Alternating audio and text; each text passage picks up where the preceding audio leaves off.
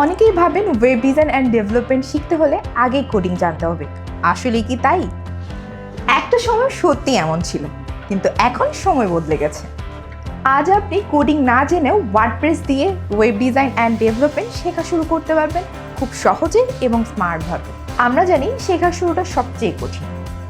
কোথা থেকে শিখবেন, কোন স্কিলগুলো আগে শিখবেন, প্র্যাকটিসই বা কীভাবে করবেন, বা ক্লায়েন্টই বা কীভাবে পাবেন।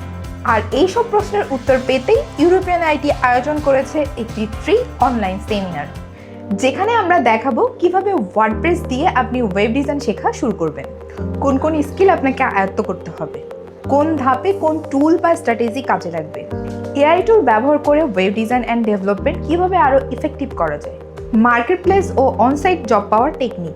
আপনি যদি শুরু থেকেই ওয়েব ডিজাইন অ্যান্ড ডেভেলপমেন্ট শিখতে চান, তাহলে এই সেমিনারটি আপনার জন্য।